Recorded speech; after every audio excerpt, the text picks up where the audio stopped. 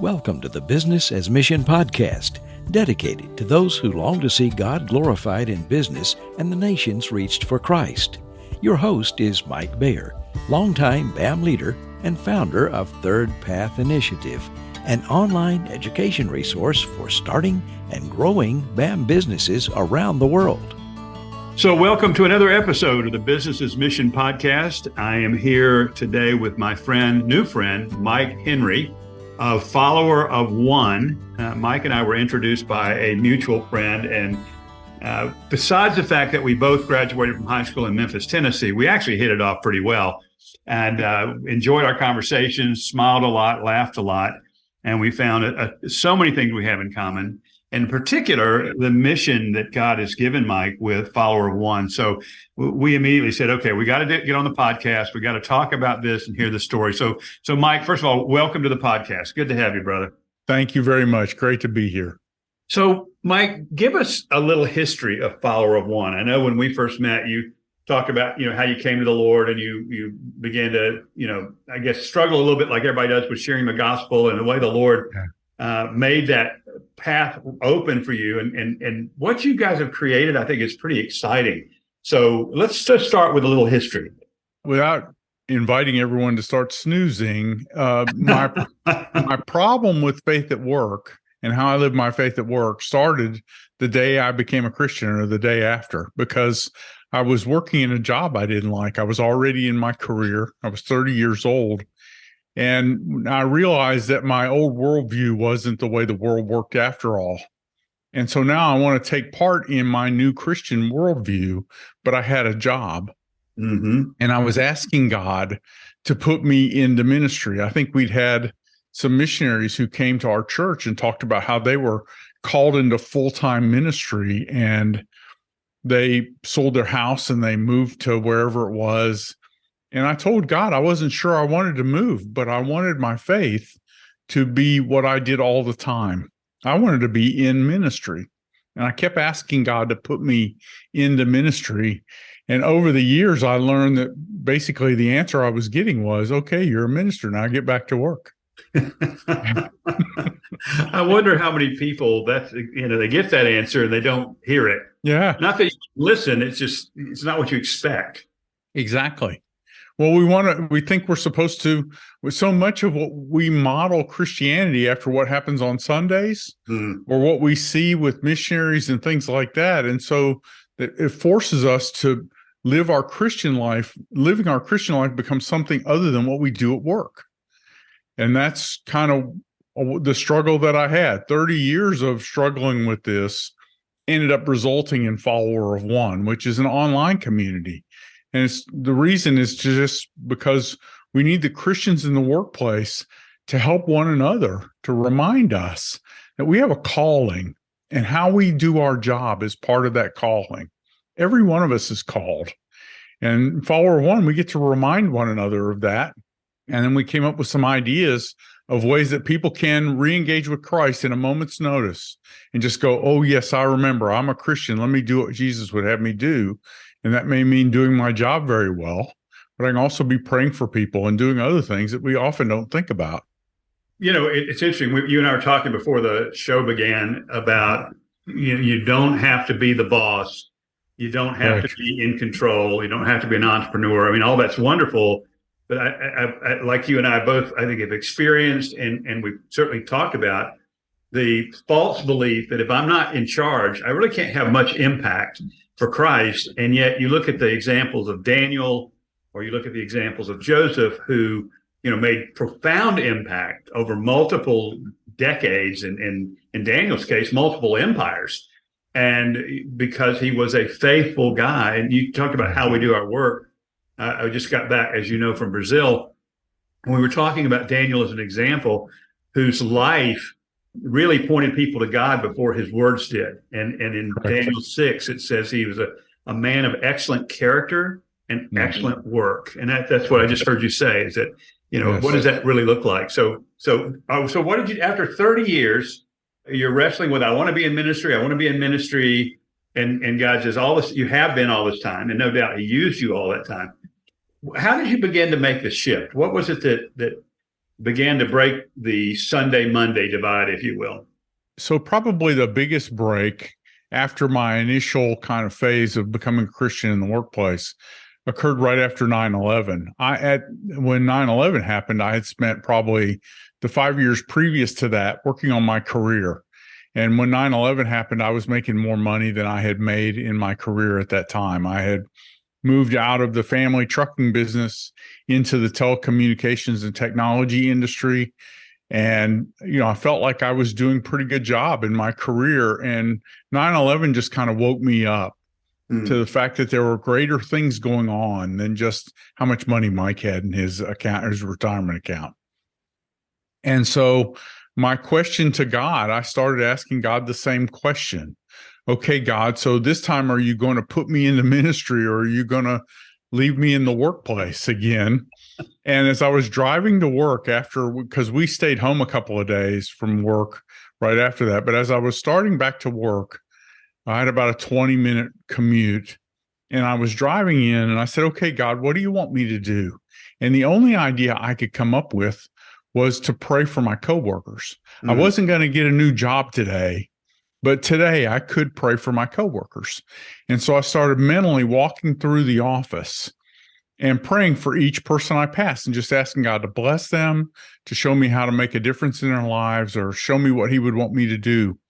And it was a couple of weeks passed, and some of the younger members of that company came into my office and asked me if I would join the gym with them. They needed an 8th person to get the company discount. and here I am. Now for a couple of weeks, I've been asking God to involve me in these people's lives. And I'm not much of a gym rat. And I told them that I need to think about it and talk it over with my wife, but I would probably do it. And they left. And I just thought to myself, God, if they'd asked me to go to a bar, I'd have gone. But he has such a sense of humor to get me going to the gym with them. And so I started going to the gym, and it was just a way to get to know my coworkers better and to pray for them more. And so I started seeing God make things happen. Little conversations would happen, or I'd learn something about someone else. And that company went through a pretty difficult downsizing, because if you remember, there was a pretty big financial ramifications related to 9/11, and the technology industry was hit pretty hard. And in the downsizing of that company, there were several vice presidents that were kind of at each other about how to do that. And through my conversations with people in that workplace, I realized that many of those people were Christians. And I was almost convicted at how differently that downsizing could have taken place had we been aware one another of what was going on and how God was involved in this. And wouldn't it be great if we could glorify him by the way we manage this downsizing?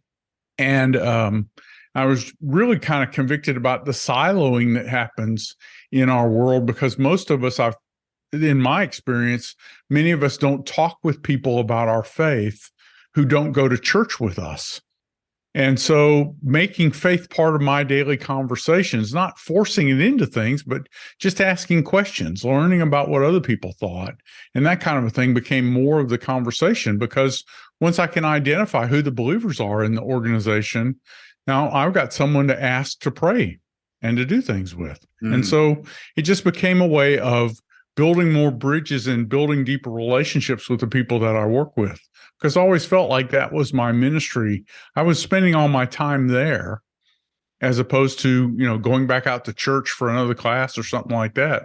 I wanted to be invested in the lives of the people that I worked with. Yeah. Well, you think about it, and we all know this, that we spend the majority of our waking life at work. Yes. Not with our family, certainly not at our church. Not in private times with the Lord. We spend it at work with people, and it's so very much like he says, you're in the ministry. Open your eyes to see what I've given you already, and you were faithful to go through that. What was the big challenge, or biggest challenge, I guess I should say, when you began to mentally transition from, I want to be involved, to, okay, I am involved. These people are coming to me. They're inviting me into things, or opening up to me, and those who can't see Mike on screen, he's got a really warm smile that I know people just want to talk to him. So God gifted you that even with that. So, but what was the big challenge, or biggest challenge or hurdle that you faced, kind of moving more and more into that? How did you deal with it? Even today, after 30 some odd years now talking about all this stuff, there are many people in my career who, if they're hearing this podcast, they go, "Oh, that can't be the same guy." I struggle with this, and I apologize to a lot of people over the years. I joke with people about how I had many good and bad bosses, but I also was a bad boss, so I have a firsthand experience. It just, the trial and error of all of it. I think God helped me, though, because what I didn't want to do was just go through the motions. I wanted to make sure that people understood that Jesus was part of the reason why I was doing what I did. And when I get so overwhelmed with my tasks or my deadlines or the pressure, my bosses or things like that, that's when I behave badly. And I kept reminding myself, I need to be able to focus on Christ through all of that. And it's very difficult, because it's the minute you start to go to work, even if you work remotely, you live in this world that wants to be separated from God. And so remaining connected is a challenge. And that's part of the reason why I kind of came up with these 5 ideas of things that I believe we can all do every day in any position, that kind of put us back into the flow with Christ. They put us back on mission with Him. Well, let's go with that, Mike. So, because I know that's the heart of Follower of One, these 5 principles, 5 practices. So walk us through them and unpack them a little bit. So the first one is pray. That idea that day actually goes all the way back to when I was first a Christian. I was whining to God about the fact that there were no other Christians in my company. And I found out that our overnight delivery driver was a Christ follower, and he and I started sharing prayer requests. And one day I was whining to God about all that, and I didn't hear an audible voice, but I got this idea. And it was, why don't you quit telling me what you don't have? I can make the FedEx guy show up anytime I want. And, and so just praying for people. In fact, we talk about 3 kinds of prayers that are particularly helpful. There's all kinds, and it all matters. But the first one, the prayer that I default to is, "Here I am." I use that like I'm punching in. Mm-hmm. Here I am, God. What do you want me to do today? I want to clock in. God's sovereign, and He's omniscient, and He's all powerful. Therefore, if I punch in, the rest of this is His problem. And if I can punch in every day, then He starts using me. I say things that I didn't even know that the way I said that mattered to someone else. Or things like that. So punching in is the first idea, just here I am. The second prayer is to pray for the welfare of the people that we work with, that God would make Himself visible to them and that He would bless them. And then I also pray for thanksgiving, that I'm a thankful person, even in the things that I don't like to happen, because when I get overwhelmed or when I get negative, that's when I'm not a very good witness at all. And so those are the prayers. So before we go to the next point, can I take a little rabbit trail here? Sure. You said, because I think a lot of our listeners, myself included, we've all had those moments in the workplace, whether it's, in the U.S. or it's overseas, wherever, where we look and we realize, man, that was not good. The way I spoke, the way I acted, whatever. We've all done that. And I know the temptation is to beat ourselves up, to carry shame and to be quiet. We stop serving because the devil is there to tell us, see, I told you, you're no good. So just a quick rabbit trail. You went there, and I want to, what do you say to believers when they get in that moment, as you did? I'm being a bad boss. How do you coach other disciples in the workplace? So the only thing you can do is the best you can transparently, sincerely do to make it right. One of my mentors said, all you can do is the next right thing. And, one of the coolest things about our faith is we don't get disqualified. Having lived following Jesus in the last hour doesn't disqualify me from following Him in the next hour. Mm-hmm. And therefore, I didn't want to just have this job where I stayed out of trouble until Sunday. And I'm asking God to use me. And so, I screwed up, God. What do I do? Well, go make it right. Go out of your way to make it right. Do what you can. I was in the, most of my early career was in the logistics and freight industry. And one time we had a customer, I had to call a customer and tell him that their shipment was going to be late. And he chewed me out because it was a very tense shipment. Mm-hmm. And he was shipping that product to a bunch of customers that day. He was supposed to deliver that material that day. And he said, I don't really need you to tell me this is going to be late. I need someone to call all these customers and tell them their stuff's going to be late. And I said, fax me the list.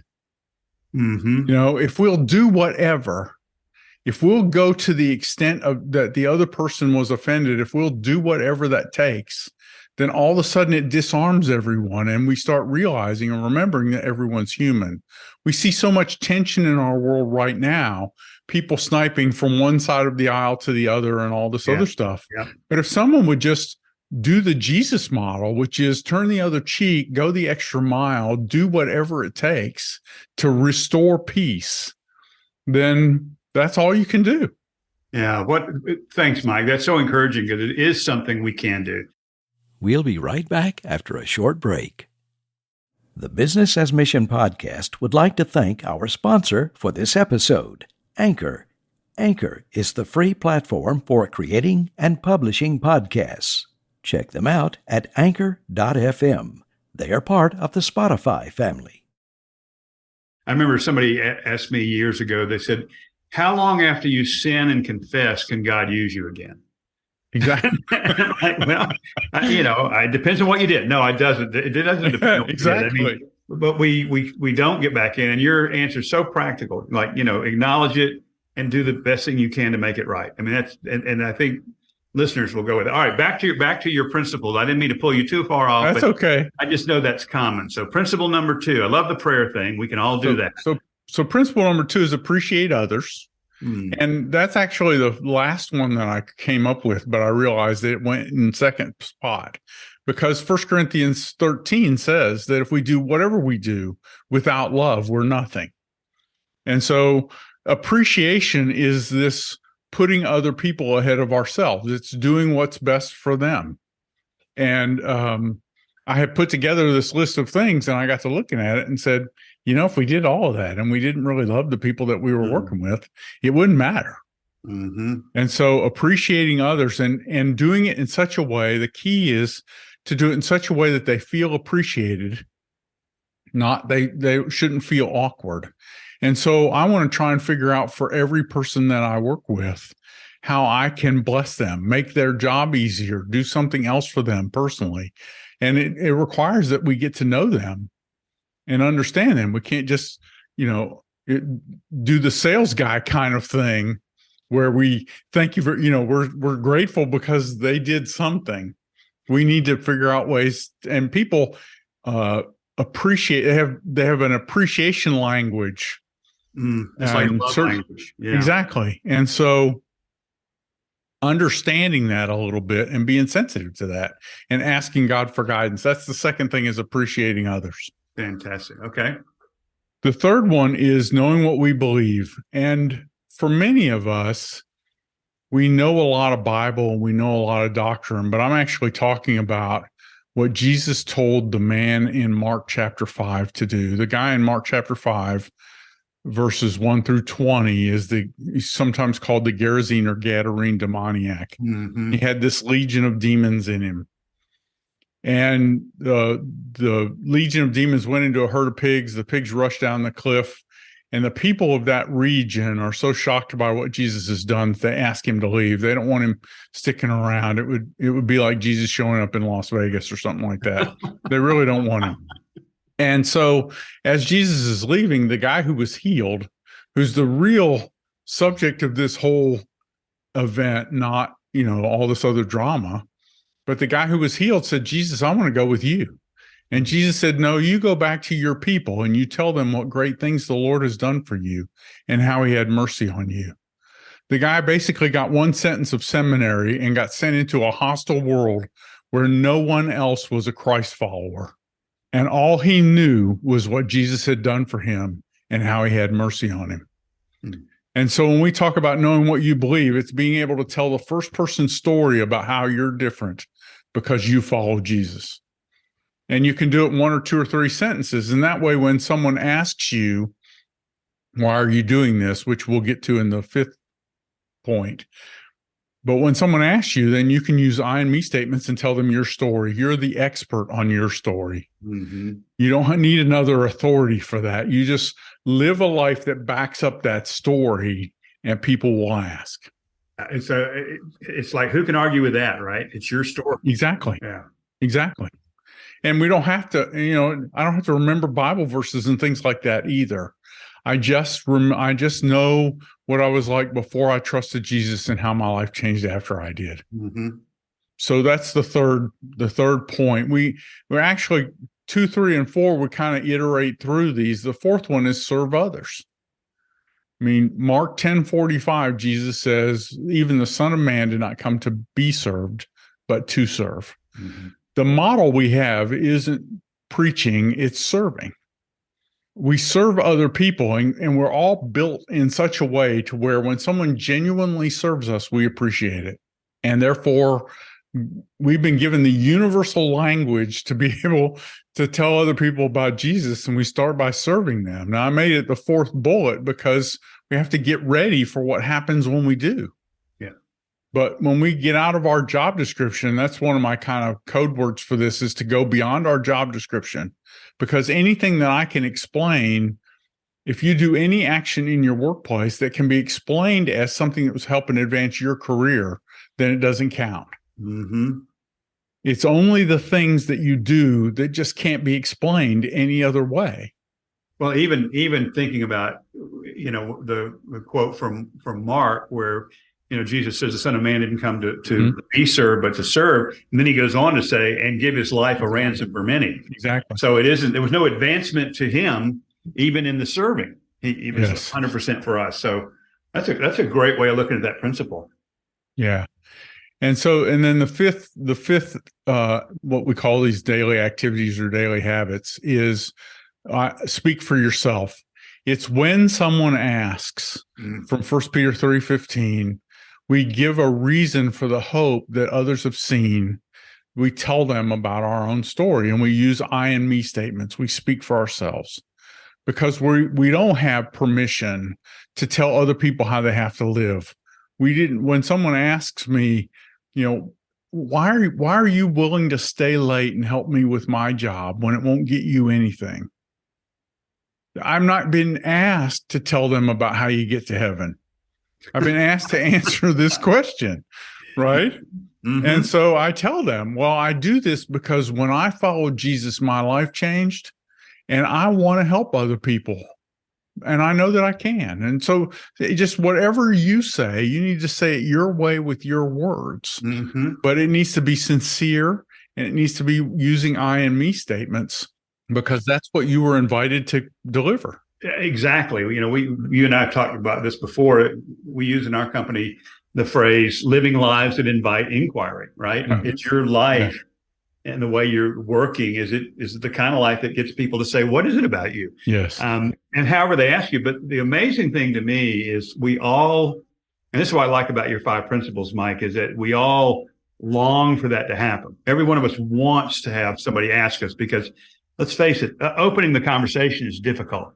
But when a coworker says, hey, why did you do this? Or tell me about this or that, it's so easy. And we think that's nirvana. But what you've laid out in your principles is I won't say step by step, but it kind of is a way of living that life prayerfully, thankfully, appreciatively. You're living the life that is very likely going to invite inquiry, as opposed to, what am I supposed to do? Do I have a big fat Bible on my desk? Do I have the gigantic cross around my neck? I mean, what is it I do? And that's why I liked when you and I first talked about the whole follower of one approach, was that you're just being real. And when you're real, the right moment, people will ask. So when you go through that, I know this is accessible in different ways. You have a website, followerofone.org.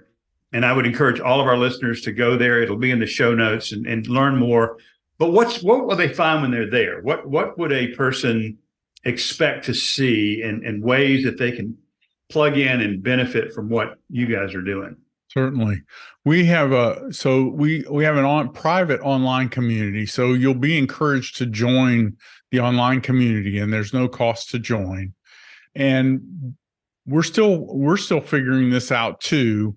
There are about 750 people in the online community, and not all are terribly active. But it's in the online community that we do these things called marketplace mission trips. And that's what you'll be challenged the most to take part in. A marketplace mission trip began as a 2-week activity where the first week we would go through these 5 daily activities and explain them in devotionals and videos. And then the second week, we challenge you, we call that Action Week. We challenge you to go into your workplace like you're going on a mission trip. Mm-hmm. But the thing that's a little different about these is we schedule them and we do them like a cohort. And we have Zoom calls scattered throughout the 2 weeks that for people to get on a Zoom call with people that you don't even know from another city who are trying to do the same thing you're doing, and pray for one another about what's going on in our workplace. And so you'll get invited to take part in a marketplace mission trip. That all happened because years ago I was having a conversation with a pastor, and he kept inviting me to go overseas with the church. And I said, well, I drive 30 miles a day to work. How is that not a mission trip? Can we not turn that into a mission trip? Well, you're definitely taking your life into your own hands when you drive to work. So exactly, especially if you're from Memphis, right? Oh, boy. Yeah. So anyway, so you'll get invited to take the marketplace mission trip that way. That we just came out with a 6-week version for small groups that's based on a weekly kind of calendar. And it's a workbook that you can purchase at followerofone.org/workbook.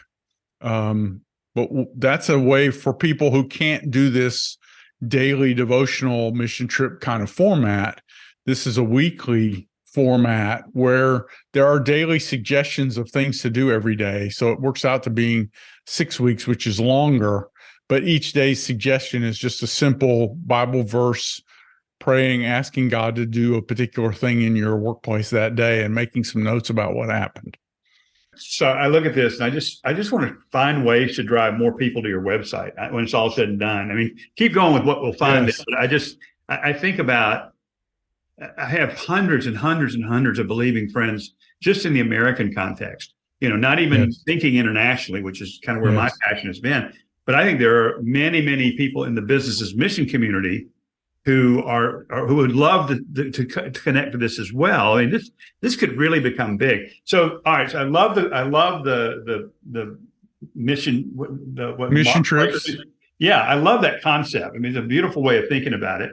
There's an extended course. And the online community, which you've given me the link to. Confessing, I haven't joined yet because I didn't want to do it while I was in Brazil, but it is going to happen. I'm looking forward to being a part of that. What else will they find that will help them live out their faith in the marketplace? We do a daily 5-minute podcast, and I try and use the word today at the 4-minute mark. I'm trying to come up with my dream is that we concentrate on what we can do, not what we can't do. And so every day I take a Bible verse and I talk about it a little bit, and then I use that as a launch point for, okay, so today, as you go into your workplace, maybe you're remote, or maybe you commute, or any of those things. Maybe you're retired, or you're a stay-at-home parent. The 5 minutes is something that you can do easily. And if you ask God to help you put that to work in your daily life that day, then what you'll notice is at the end of the day, you did. And so we've been doing the 5-minute daily podcast. We do podcast interviews like this as well. But my dream is to help everyone see that we're all missionaries. We're all assigned to our own sphere of influence today. And we must have what we need. And therefore, all we have to do is step into that. So the podcast is probably the next thing. We have a monthly newsletter. We actually invite people, once they've gone through some of this, to become regular financial partners with us, because if you won't put your money in this, then your heart follows your treasure. Right. And so if you won't put your own money into your own marketplace ministry, then I haven't done my job of calling you all the way into this. And so that's another thing that we do. But we're figuring this out as we go. Been telling people that for 5 years, but now we've been doing it for 5 years. So I'm stopping acting like a newbie because we've been doing it. It's like you. Go ahead. I go say, I think you fit perfectly into the BAM community because we're all figuring this out as we go. Exactly. Every year seems to be a new revelation of ways to be more effective. And that's, yeah. So, hey, we're all newbies, brother. You know that. Exactly. Well, and the other thing that, like you and I talked about, it just always bugged me that if I wasn't the boss or if I didn't have discretionary time, then my job was to just stay out of trouble until Sunday. Mm-hmm. And I just didn't believe that was the way God designed this to work. And so now we try to come up with something that people can do in less than 5 minutes every day that put us on mission with Christ. It's funny while you're talking, Mike, and I know we need to start wrapping up and we'll do this more, but the idea that we somehow bought into this, I've got to spend 3 or 4 hours in Bible study and prayer every day before I can go to work and be used of God. And, all these things we put on ourselves. I love that. And I'm sure some people might go 5 minutes, but 5 minutes with the Lord and his word can be enough for a lifetime. Yes. Certainly for the day. And so I love the idea of, just, I don't know, resetting the compass, whatever analogy we want to use, but just saying, okay, here's a few minutes to get your head in the right spot, your heart in the right spot. And now, hey, go to the mission field, go where God has placed you, because that's where he's going to use you. That's where he's going to bless you. Exactly. And wow, I love the story. So, Mike Henry, you got to come back. You got to get more involved in the business's mission world, because we have many, many people that are great at going into hard places, setting up their businesses and running them to the glory of God, and wonderful stories. But I know for a fact that many of the members of our community, they still struggle with this simple question of how do I live out my faith in the workplace?